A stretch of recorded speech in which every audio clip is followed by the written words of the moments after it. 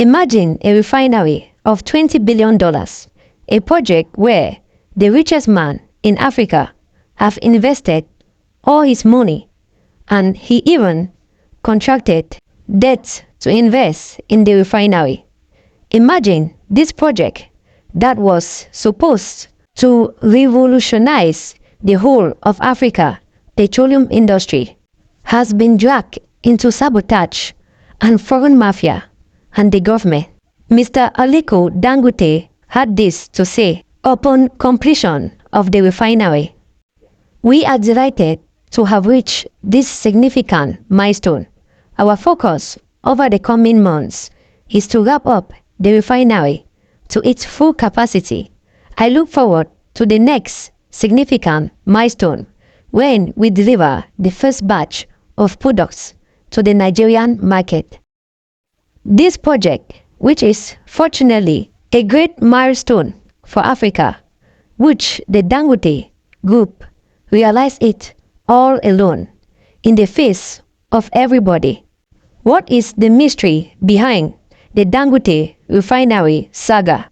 What is the image they are sending to those Africans who want to invest in Africa? Why is there a deliberate attempt to frustrate Dangote Refinery?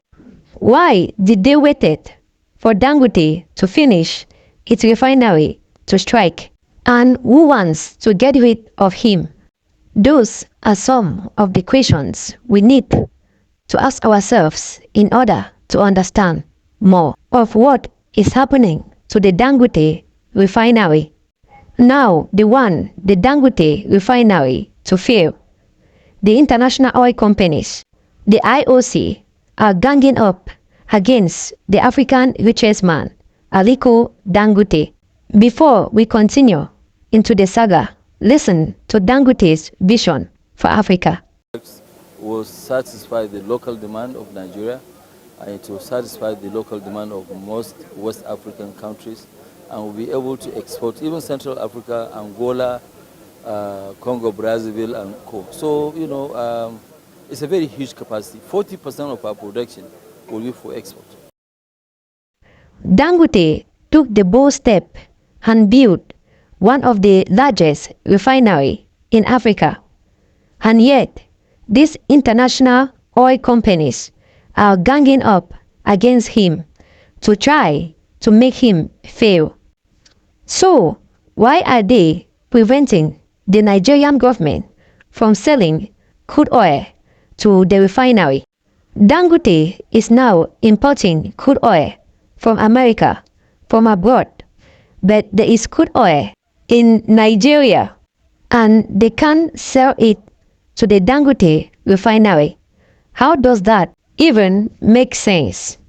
And these guys are acting like gangs and syndicates, and this is why countries like Mali, Burkina Faso, Niger kick out the French.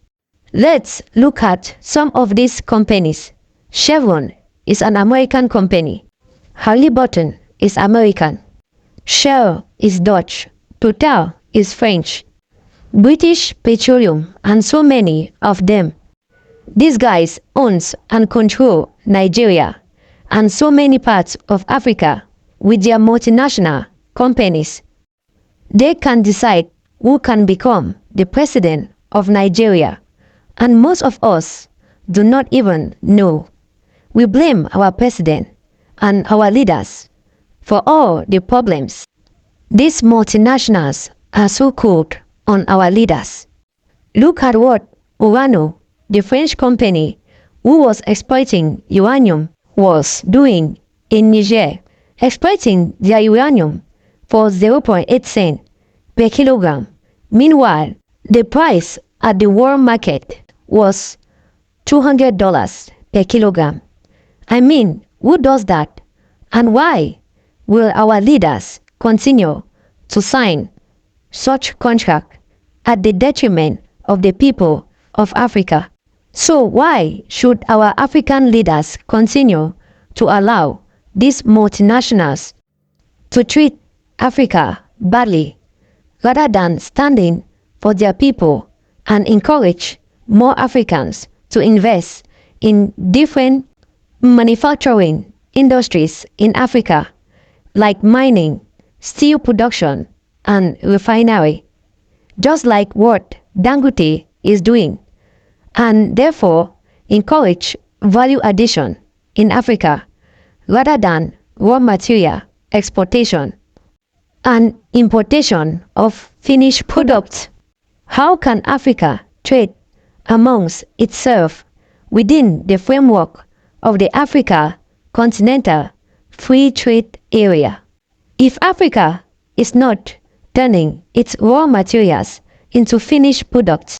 Because for that to succeed, Africa must establish manufacturing and heavy industries in Africa. His Excellency Bola Ahmed Tinubu, you are the President of Nigeria. This is a time for you to develop some balls and take drastic measures against some of the multinational companies that are undermining our sovereignty, just like what they are doing with the Dangote Refinery with the help of the NNPC, to the disadvantage of the people of Nigeria. Because if this continues, it will only going to demoralize Africans that are ready to invest in Africa, since they might think the government is not ready to protect African investors in Africa. Because all of this is a deliberate attempt to frustrate Dangote, who is the richest man in Africa. And by doing so, they will discourage other Africans who have the ambition to invest in Africa and make Africa great. They know the greatness of Africa is to their disadvantage, and they will stop at nothing to frustrate Africa and African investors in Africa. So, Mr. President of Nigeria, His Excellency Bola Ahmed Tinubu, please protect the Dangote Refinery with all the powers that has been given to you by the people of Nigeria, because the Dangote Refinery is a benchmark to all Africans that it is possible and it can be done in Africa.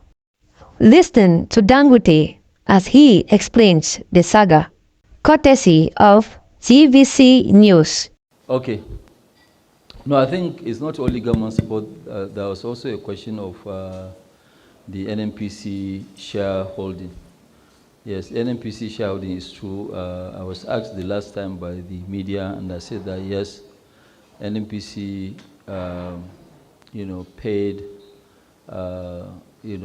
$1 billion, which is about equivalent of 7.2% as a deposit, and then we have an agreement to give them 1 year, which we gave them additional 1 year that expired on 30th of June. On the 4th of June, I asked the group CEO, and he said that no, he has discussed they want to remain at 7%, so they won't be able to pay. So, I mean, that was on the 4th of June, and they gave us notice that, but we have not even received anything from them in writing yet. And in government support, like what Kule said, it's not that we asked for any support and the government didn't give us. We intentionally did not ask because right from the beginning there was a doubt as to whether we'll be able to even build the refinery, because Mittal Group, the South Koreans, all of them that came and signed MOU with the government of Obasanjo at that time, they are given oil blocks to encourage them to come and build a refinery, because we are desperately looking for refinery. I think Professor Ehumbury has the entire history because he was working with President Obasanjo at that time. So we did not really get, in fact, it was a big fight for us to even secure our own license out of the 60 licenses that were issued. So that's one. Number two, I will also add on what Kule talked about in terms of monopoly. So if you are saying that, yes, how can Dangote alone supply the market? Okay, are you saying that the 4 billion that NNPC spent now on the activation of their own refineries, Kaduna, Wari, and Port Harcourt, is that money down the drain? Are the refineries not going to work? They have announced a date. So if they are there, we cannot be a monopoly because we are not the only ones. Actually, they are more powerful than us. So there's no way we can actually even be a monopoly. It's not done. So people should also understand one thing. And let me, once and for all, Your Excellency, clear one point, which I think people don't really understand. Because anytime they talk about, this project, when you look at this kind of projects that we have gone, it's not this one alone. We had, in the last 7 years, we went through 31 projects. 31. And it's only 3 that we have here. Out of the 31, let me talk specifically on the refinery. On the refinery, majority of the money was our money that we brought in. Majority of the money was our income. We did not go for project financing because project financing, I know very well, these guys would have asked for my great-grandmother's certificate of birth, which I don't have. So that's why I decided that we will not go. So what we did, it actually put us under a tremendous pressure because when the Naira also collapsed from 156 to where we are, 1,500, 1,600, our payments still remain the same. And there are other interested parties because people don't know what we went through. Even during COVID, our own international bankers did not agree to give us any waiver or delayed payments. Even with COVID of 2 years that people were not working, we had to continue making those payments. So that's why at that time when former governor Central said that, no, we have already paid 70%. The 70% we have paid is because we have been paying this one. We went through hell. And when I say that we went through hell, I meant hell. When we got the delay by Governor Amusu of Ogun State, 3.5 years, our money, with the money we took from the banks was 2.5 billion. It was in Guaranteed Trust Bank in a non-bearing interest account, which was escrow account. But on the other side, we were busy paying interest. When we moved here, 1.5 years, we had problem with the land.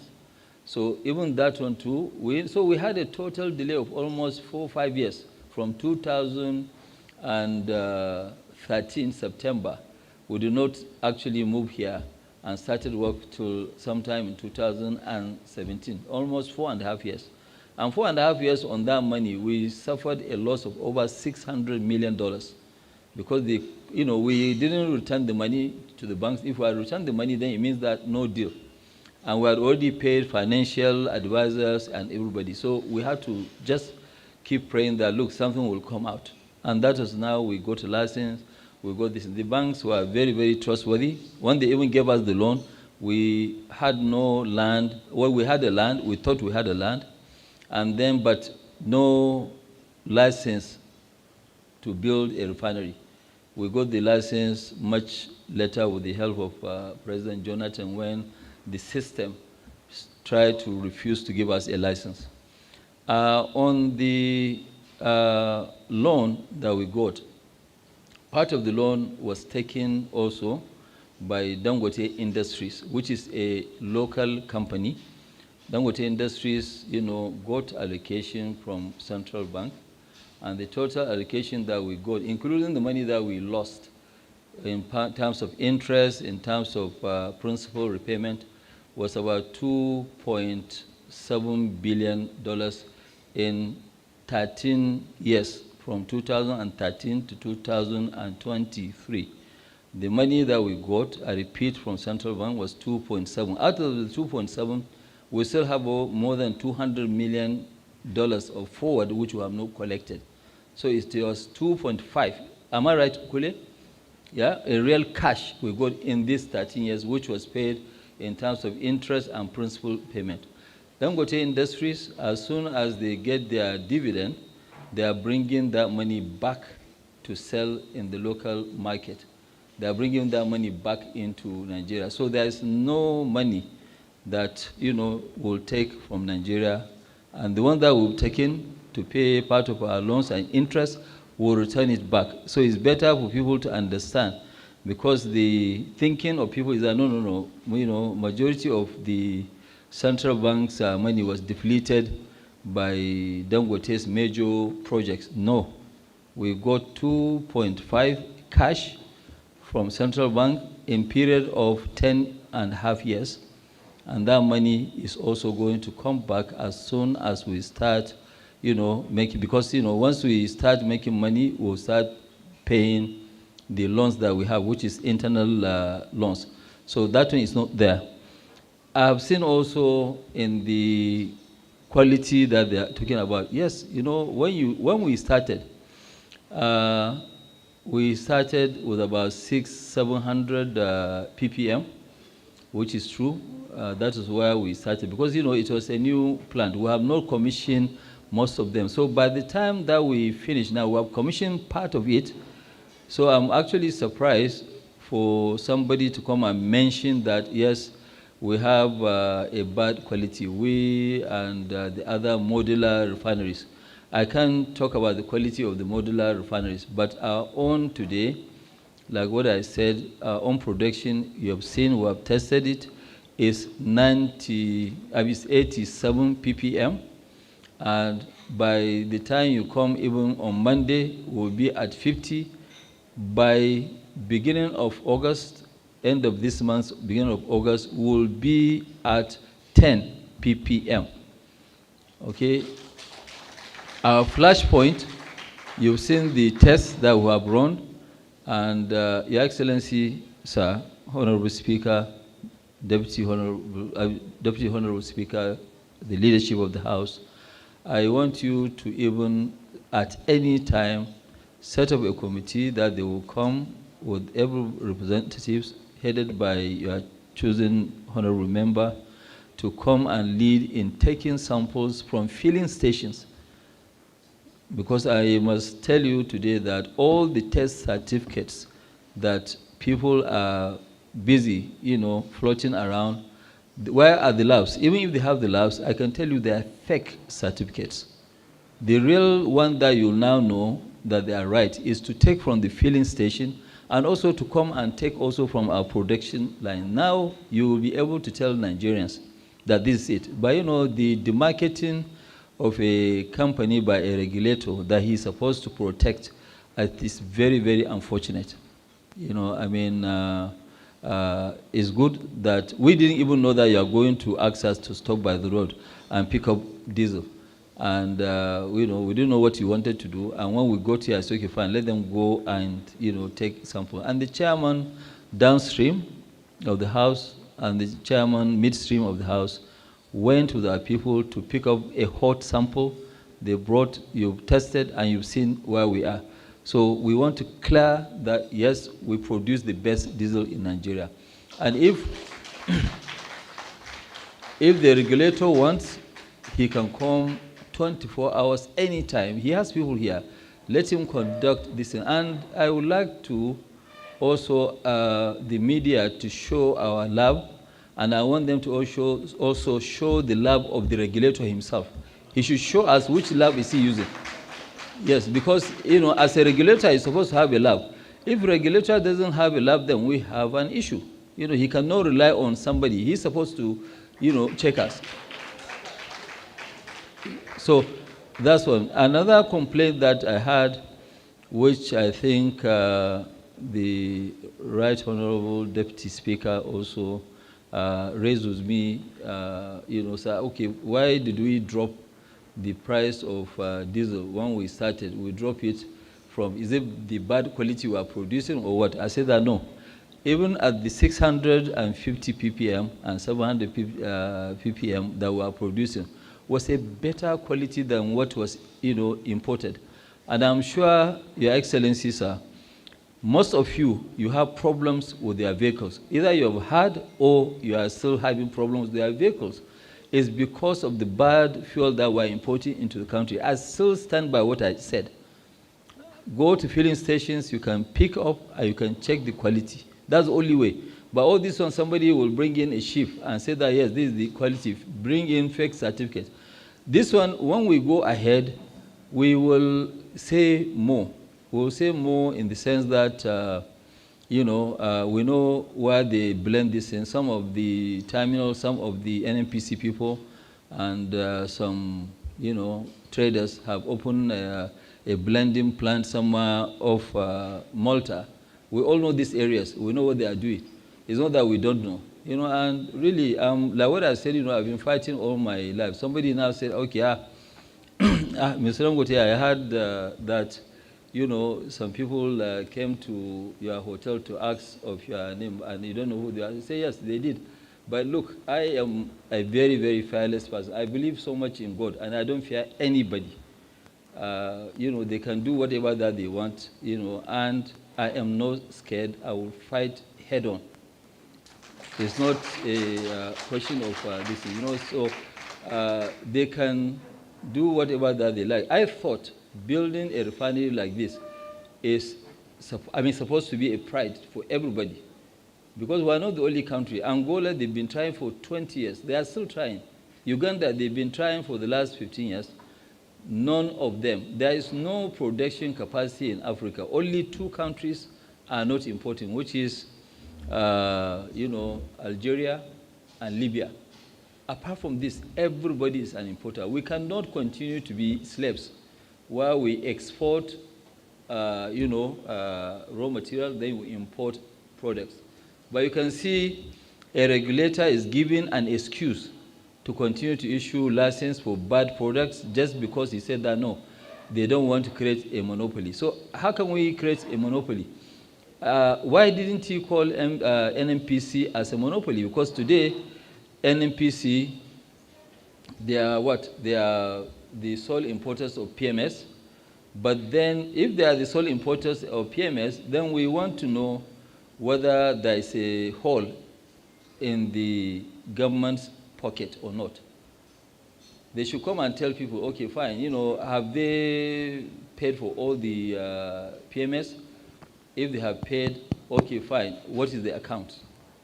But, to now call us a monopoly, I think it's very, very unfair. We came here to save the nation, and somebody is calling us monopoly. But that's why yesterday a media guy asked me, so you guys, you have done very well, but when are you going to start your steel that you announced? I say, yes, we're supposed to also start steel, maybe hopefully by next year, 5 million tons, but at this rate, we don't want to go and start, because once we start, it is another name they will give us as monopoly. We don't want to do that. Thank you, sir. Yes, one question you asked me, sorry, just last one. Yes, the 1,700 is true. When we started, we dropped it down to 1,200 because people were profiteering. It was very high. In fact, when we went there, that's why even now with the exchange rate at 1,600, diesel is still less than 1,200.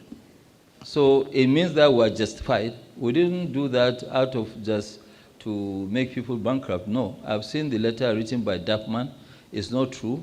We sold at the right price.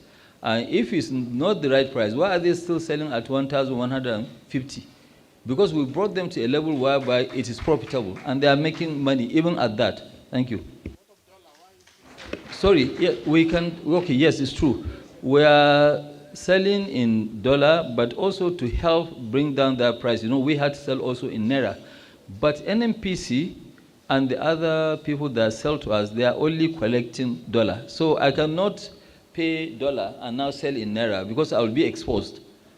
So it now depends on government policy. Whatever government that wants us to do, I think our interest is Nigeria first, then Dangote. Because if Nigeria doesn't grow, then we have limited capacity of growth. Thank you. Africa, wake up. Africa, rise up.